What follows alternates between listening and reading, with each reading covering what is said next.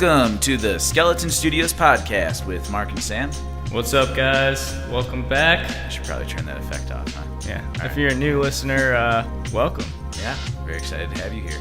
It's been a very good response so far, so thanks everybody for downloading the podcast and watching the videos. Yeah, we got a good episode here for you today. Today, we are talking all about our history of making videos and our road to YouTube. YouTube! What up, YouTube? If you have not checked out our YouTube channel, we recently had a relaunch and we are uploading videos consistently again.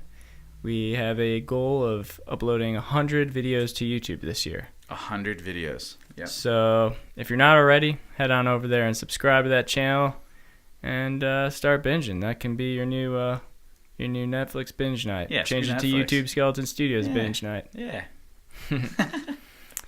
All right. Well, we both love YouTube and the idea of making whatever videos we want. Yeah, I think we both had accounts since it started. Yep. Was that 2005? That sounds right, but Yeah. I don't know. So literally the year that we met. Yeah. Oh, that's weird. That is weird. It was meant to be. But yeah, YouTube's really cool to us because, you can eventually start making money off it by doing what you want and being creative if you can find an audience. Yeah. I think a lot of people don't understand that YouTube is an actual business. You're starting a business if you're actually looking at it seriously. You're starting a business and it runs like a business. It'll pay off like that too. Mm-hmm. It's based on how many people are looking at your content and Right. ads are ran on your content, and that's how you get paid. Yep. So let's go back to how it all started. Sam, do you want to tell us about the first couple times you used a camera and started getting into making videos? For sure, yeah. So my dad got a camera in '88 before I was born, and he was using cameras my whole entire childhood. There's hours of me batting a little in the cradle, just hitting a little thing, But yeah. So I grew up with a camera around me all the time. So we'd play with it a little bit when I was a kid, but once we started getting teenage age, then that's when my dad bought a new camera and he didn't get rid of the old one. It wasn't really worth much, and we started shooting the snowboard videos on that, and that's when I really started getting excited. Cool. Snowboard films, yeah.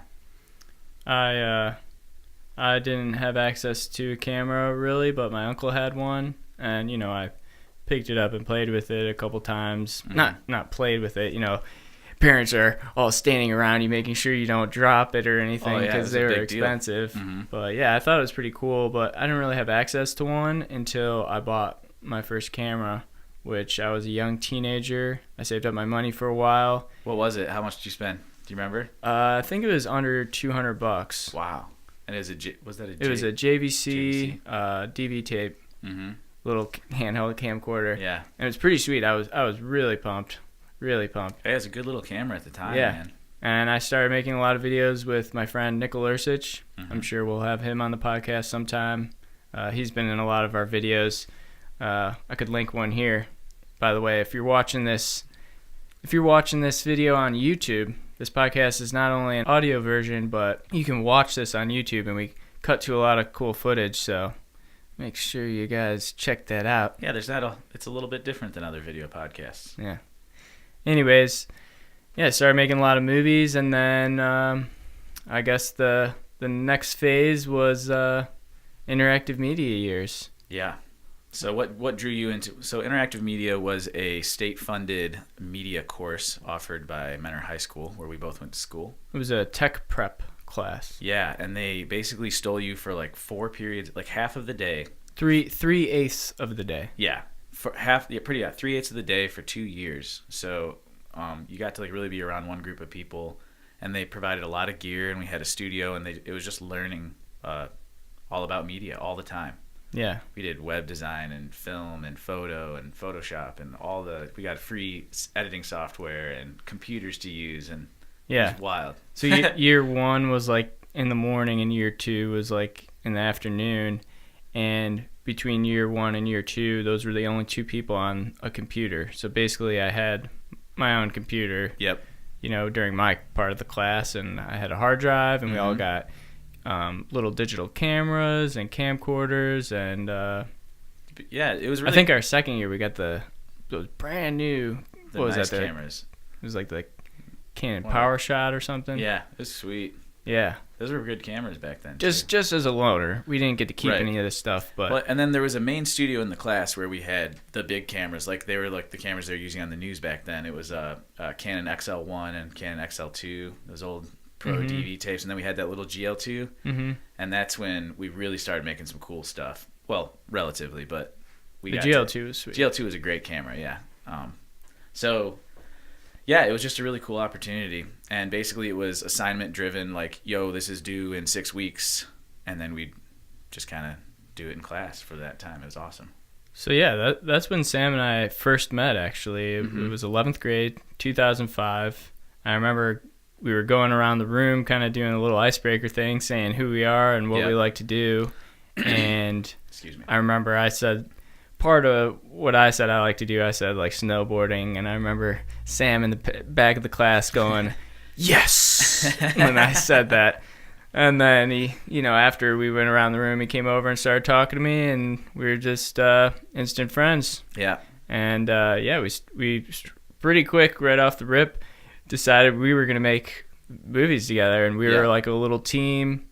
And we made a lot of movies together over the next couple of years. I mean, we had other friends help us as well, but we made our own production brand. Yeah, it was great. But yeah, so that was really fun, and that was when YouTube started.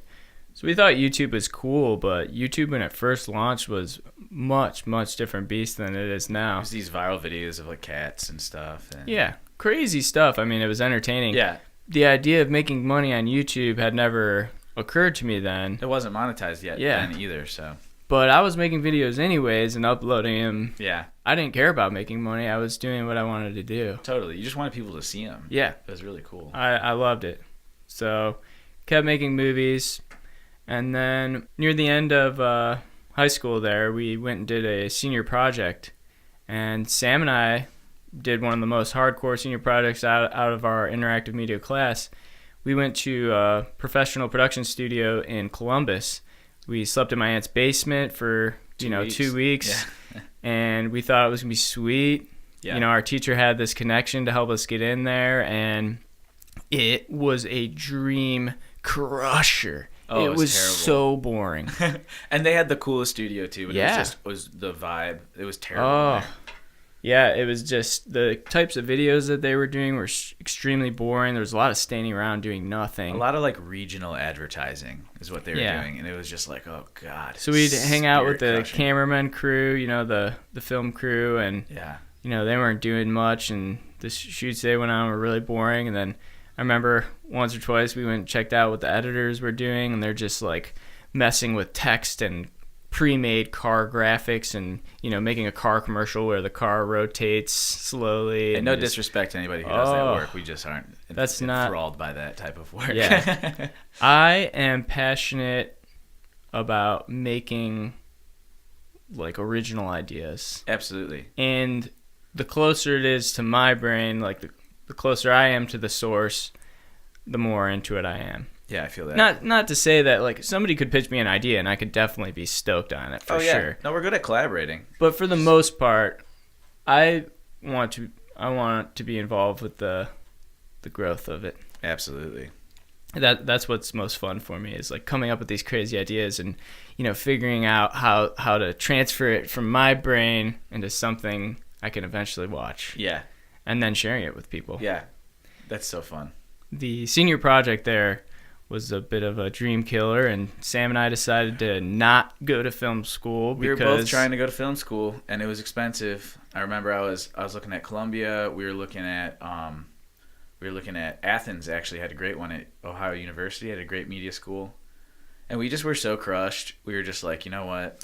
Well, here was my outlook on it. I was worried that I would go to college, spend all this money going to film school and have to get a job like the internship we just did. And that would just be soul crushing to me. Right. Because I would have bills to pay, and it's like, what are you going to do when you get out of film school? Like, you aren't just going to be this production house making your own stuff. Like, you have huge, major student loans. Yeah. You know, you're going to be over $50K. Yeah, no, absolutely. Oh, it's going to be more than that, man. Yeah. Oof. 50 to 100 depending where you go. So the other thing that was happening during this time is the technology was switching over from mini DV to HD, and hard drives and cameras and SD slots or SD cards. So the new technology was unaffordable, and the technology that we were able to get was still very expensive, and it wasn't going to carry us through. And it was just kind of all this kind of lined up at once, and we were just like, oh man, I can't do it. So I call this next era the lost years. The lost years. Sam and I kind of fell off making video for a while. Did. We both went to college together for a couple years, and then Sam moved around to a couple different places. He moved to Colorado and Chicago, and we were still great friends through all this. Oh, I've constantly visited Sam multiple times at wherever he was. Yeah. But yeah, video was kind of faded out there. It was secondary. Yeah. It got to the point where the cameras we had now were terrible. And we were basically trying to figure out what to do with our lives. Yeah, and video on DSLR was just starting to come out right when we started to change things around a bit. So Sam and I were trying to figure out what we want to do with our lives, and after a few different trial and errors about things I was trying to convince myself I could do as a living, that didn't work out, and I started finding my way back to photo and video. Yep. And I actually consulted Sam about the first camera I was going to buy, and I ended up getting the Canon Rebel T5i, and I shot a project with some of my buddies that have a band, and another one of my photography friends, Alex Murphy. And we'll have him on here sometime. But I did a studio session, and it was just super fun and just absolutely reignited everything in me. And like, I remember one of the greatest moments I had was showing the boys the project when it was finished, and they were just blown away, clapping and just so pumped. See, that's so sick. And that was my response too, man. I was telling Mark this the other day. I had been getting into GoPros really hard because I was really pursuing a lot of snowboarding and stuff like that. So I'd been I started with the GoPro Hero 2, and by the time Mark got his camera, I was on the Hero 4 at that point. And once I saw that project, I was like, whoa. Like whoa, like the DSLRs with video on them now are crazy good. It looks like a film. And I was like, I'm ready now. Like we're ready. We could have been doing this all along, but like $1,000 to get you into this now, and you can do it. And that's what I'm talking about. It was sick. And by the way, that band was Jivviden, and we were going to be having Joe Wolf on the podcast pretty soon. So keep an eye out for that in a couple weeks. Maybe I'll have some of the music playing right now. I don't know. It's all up to the edit.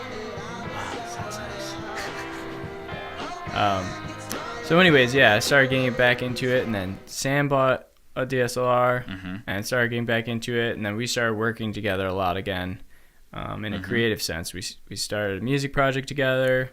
We started a small invention business together. Yep. And through all our trials and tribulations, we just found ourselves back to video, and we. Mark dropped out of school. You gotta. Well, that was after we started the company, but we started Skeleton Studios. Skeleton Studios was born.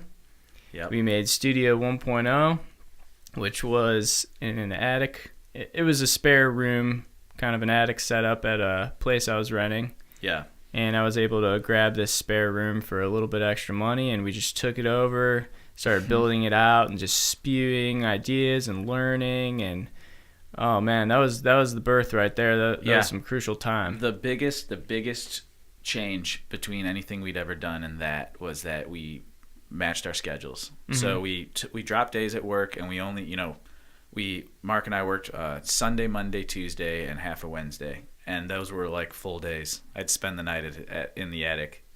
Together, like from the moment we woke up 8 a.m. Yeah. Until probably midnight. Yeah, and then I filmed Sam falling asleep quite a bit because he'd fall asleep sitting up a lot in those days. I used to do that, yeah. Because we were going hard. We were. It was so many hours. It was just, but that was cool because all of a sudden, and working a full-time job on top of that. I was Yeah. working 40 hours on my side job. Right. And banging out 36 plus in the attic with Skeleton Studios. Right. That's so funny. So during that time, we started making videos. We were really inspired by like Devin Graham and stuff. And that's when we realized that people were getting paid on YouTube. I know it had been happening a couple years before that, but I didn't understand like how much money, like, is it realistic to make money? Right. Like it seemed like not actually a career. Yeah, it's like, if you get a viral video, you'll make some money, but you can't consistently make money. Right. And we saw these creators that were just crushing it. And so we made a few videos to start in the first few months, and they were pretty much just like montage, adventure, sports videos, I guess, right? Yeah, and we were doing a lot of learning at that time. Yeah, a lot of experience. Learning how to be, a successful company and, getting our LLC going and all kinds of stuff, tons of stuff we did not know. Yeah. And then, eventually, less than a year later, close to a year later, Sam comes up to me one day and he's like, dude, I want to make a video every day. And I'm like, I don't, in my head, I'm like, all right. Whenever Sam, sometimes if I think an idea is too crazy, I'm like, oh, okay. Sure. And then I'm like, he's not going to do that in my head. But, he made a video the next day and then another one the day after that. And I was just like, all right, let's do this. So and then we went one for one and helped each other out. It was sick. Yeah, took turns or combo together on a video, and we made, I think, 28 or 29 videos in a row. We were going for 30. We fizzled out at the end, but, man, that was a great learning experience. Ton of fail forward, ton of good times. It was a blast. So many got fun to learn videos. our cameras so well. That is where we crossed over into becoming filmmakers again. Yeah, it was at the end of that we started getting different lenses, and we were started to realize, really understanding everything. We were relearning a lot of stuff. We were learning a new media, DSLR was different than what we were using before. The days of using the camera on auto were completely behind us. Completely gone, yeah. And those videos weren't the best videos in the world because they were, just a story that we'd come up with that day. Yeah, they're sloppy. But they're super fun. I still watch them, man. Super fun, yeah. And it's like such a cool, no matter what happened with that, it's like the coolest just like journal of that summer, which is one of the most fun summers I've had in years. Yeah, it was 2016 super fun. summer, man. Whew. If you guys even compare, one of the first vlogs of that challenge to one of the later ones, you can just see how much better we got. Oh, yeah. Just footage-wise and cutting it together. If you want to check out one of the videos, if you're on YouTube, I'm linking it right here by my finger right now. We're going to show them there's poop in the water or something like that. Yeah, sure. That's a good one. Yeah, I like there's poop in the water. That's a good one. That's a funny one, too. Yeah. If you're wondering why it's called that, you got to watch the video to find out. Yeah, that's right. So, yeah, Studio 1.0 was great. And as Sam had said before, I did end up dropping out of school. I was about to become a rad tech. Yep. That's an X-ray tech. So it was awesome. Yeah, I quit a lucrative job too, man, and moved home. I was set. Yeah. I was just like, you know what, dude? No, we got to do this. We got to do this. This is lame what we're doing. It's lame. I'm not saying that you have to do that. Right. I had just always been struggling in life, like trying to find what I wanted to do, and like, oh my God, it was overwhelmingly how bad I did not want to do something else. I want to, it's like this is a third of my life is my job. I want it to be something that I love. Yeah. Okay, so from there we stopped the daily, and we made over that next 6 months a few videos where we actually got some traction on YouTube. Not huge, just a couple thousand views, but we had 3 videos in a row that were really fun and experimental. And let's talk briefly. Help us go viral, which was a one take. Master your shot. We did a giveaway with that, and that was a really cool video. We had a cool concept where just crazy stuff is happening throughout this one take. Yeah. And we also just wanted to try to expose ourselves to a wider range of audience, so we did a giveaway with it. Yep. And then the next one, we blew off my brother's hand in a fake firework prank video. Yeah, that was fun. That one was awesome. We got demonetized for that for gore, even though it's like totally like Clearly hilarious, fake. like Monty Python. Yeah, I was about to say that, Monty Python. It's like spraying out. And then the other one that did really well was It was a vlog. when the Cavs won Yeah. the NBA championship. Yeah. So that was like, we're like, oh, cool, we're getting some traction. And then what Did did we I do? say that right? NBA championship? Yeah, finals. It's the championship. Yeah, but so then we're like, so then what do we do? We stopped again on YouTube. Yeah, and we kind of fell off again. And, you know, there's always this reassessing the company and what we're doing and, you know, Yeah, what the how to purpose is. grow. And Yeah, are we things like growing? that. Are we growing a giant production company where we're gonna build, you know, a whole production house, or are we gonna make the videos we love and keep it small? yeah. And we There's been a decided lot on of the talks latter. throughout the way. Like, people a couple times, and you know, knocking on our door saying, like, I want to be part of this. And when it came down to it, the answer always ended up being no. Right. We really considered it a lot of times and, like, worked with other people, but it's just like, nope. And if anybody else is interested, we will never, ever give you a piece of this company. Yeah, it's 50-50. We can hire people if needed. we'll hire people, but Yeah. yeah, we're never breaking that 50-50. Yeah. We've put too much hard work, blood, sweat, and tears into this. Yeah. So where are we? We're coming close to where we are now, right? So we started looking for a new studio. oh yeah, studio. We were at the point where our old studio was cool to do office work, but that's all it was for. You could too film small. a vlog in there, like just talking head, The but light was terrible. you too. couldn't shoot like a video in there. You couldn't shoot a music video or anything like that. Right. So we decided, you know what, this could be a good time to look for a studio. So we started shopping around for a few months, and eventually we found the spot. Yeah, we're in the Art Craft building in And, Cleveland, yeah. East Side. It's pretty cool. It's an old textile manufacturing plant. Welcome Studio 2.0. Yeah. It's So- huge. It's so big. Yeah, This place is massive. 2,100 square Yeah. feet. One of the benefits of being in Cleveland. Is I'm it sure we'll do a 21 or podcast. 22? 22, I think. Something like that. Yeah. I don't know, but it's huge and it's cheap. And it's pretty cool. So, If you're watching on nod to YouTube right Cleveland. now, I'm gonna cut to some old footage, but this place was just a huge, massive, empty room when Yeah. we first got it, and we became a construction company for quite a few months. of constructing recycled trash wood. Yeah, And we were building this literally all out of like trash. picking the wood out of the trash and like finding doors and like half the studio is trash. Our budget was so small, but it's fantastic, dude. It's turned out awesome. Yeah, it is really awesome. So that was a lot of work and a lot of money, and like paying our studio rent out of our pocket from our side job. That was really difficult. So over the next year here, we had a lot of internal struggle with the company and Yeah. what we were doing, because we got the studio wanting it to be a YouTube factory, Right. and we were not having the time to do it. No, we were building and then we were trying to grab clients as they came. Yeah, we started grabbing client work to try to like help us pay for the studio and be like, you know what, let's make money from the studio to pay for it, Right. so it's not coming out of our pocket anymore. And that was a long, hard road. Yeah. For sure. About We a weren't year. worth a lot of money then. We weren't as skilled, and Our basically, cameras we weren't worth it. yeah, either. you got to put your head down and grind. You Yep. know, it's not always going to be easy.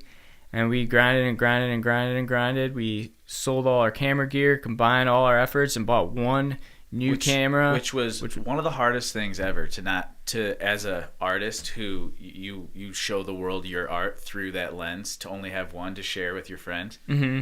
But that was a team building exercise too. In hindsight, that is invaluable. Mm-hmm. The This idea whole- of sharing that is Yeah. crazy. Yeah, The whole studio is team building. yeah.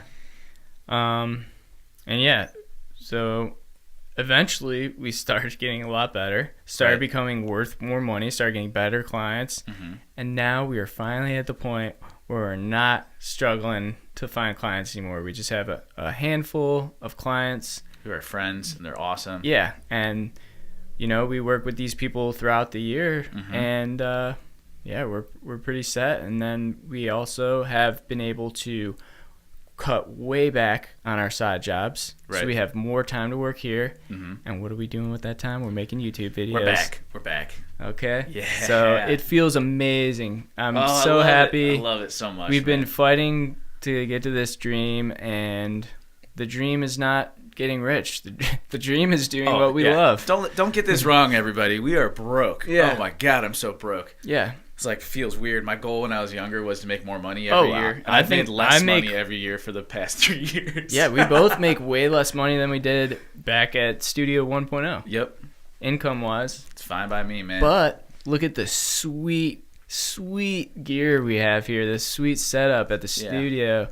I definitely wouldn't have this MacBook Pro. No, or we both have GH5s now, and we're rocking pretty solid camera bags. The setup is getting good. Yeah. The getting's getting good.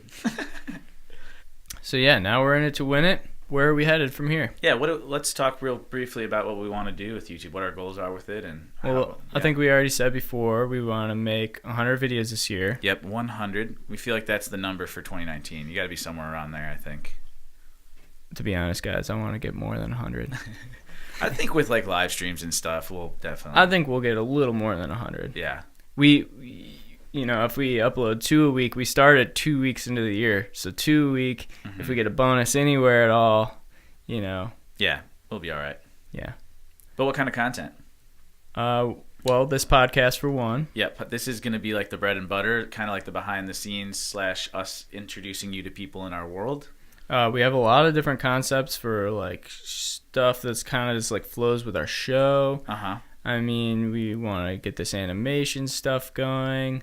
We want to do tutorials and reviews and just literally whatever we want. Yeah, we kind of just want to bring you guys all into the studio and just like show you, there'll be a lot of content that's teaching you things, but it's also just more like just what this lifestyle is like and how you could do it yourself too, And we can't say for sure exactly what the content will be, because if we don't like what we're making, we're going to make something different. Right. That's exactly right. And that's the beauty of owning your own company. Yep. But yeah, our goal is to grow our YouTube channel this year and start collaborating with other people. Yeah. Like a lot. Yeah, I'm so excited, man. And travel a lot. Yeah, we're going to do another podcast all about travel. Yes, coming up soon, because we got that on lockdown too this year. Not to say that you have to take this road or anything. We're just sharing the road that we took. Yep. If you have an idea for a YouTube channel that, just requires you being in your bedroom and, playing video games and talking to the camera or something and doing commentary, and if that does well, start doing it. I'm jealous. That's awesome. You can make a YouTube channel about anything. Oh, there's audiences. There's people that like all sorts of things. You got 1 billion people on it. Yeah. So. Don't expect an instant return on, what you put out there. Yeah.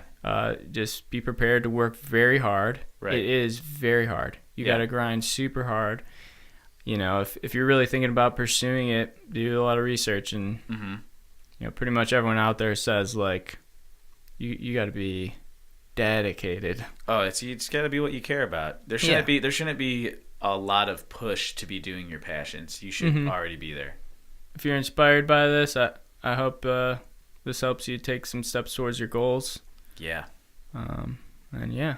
I think we're wrapping up, aren't we? We're wrapping up. That was my wrap-up voice. You sensed it. I was getting towards the plugs. We still have to answer a question. That's remember? right. Yeah. All right. Back in podcast 1. If you haven't checked it out, I'll link it here if you're watching on YouTube. Yeah, I'm really pushing the YouTube today. Yeah. But in podcast 1, we asked for the audience to ask us questions. Right. And we ask each other questions.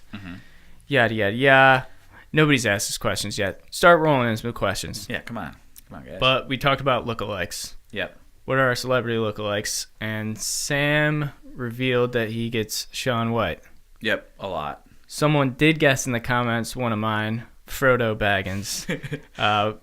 More so when I was younger. My hair was a lot curlier. I really had a Frodo look on when Lord of the Rings was popular. Super hairy feet too. It was weird. No, I didn't.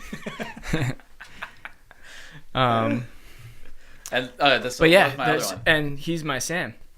Oh yeah, that's right. Frodo, Sam. That's right.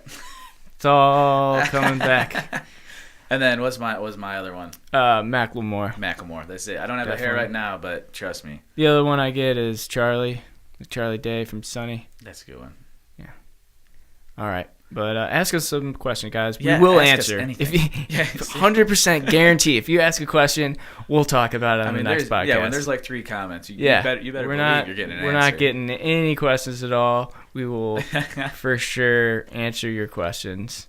But yeah, thanks for tuning in, guys. If you're listening to this on a audio platform, please give us a 5-star. And if you're watching on YouTube, hit that like button, leave us a comment, hit the subscribe. We'll catch you guys on the next one. Peace out. Peace out. Later, guys.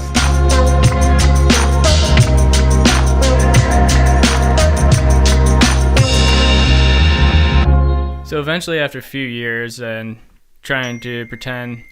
Oh, I thought I did. I thought I turned that off. Wow. Let's just start that over in a second here. All right, and cut. Well, it gave me an opportunity to clear my throat. Yeah, right. All right, we got a clean cut.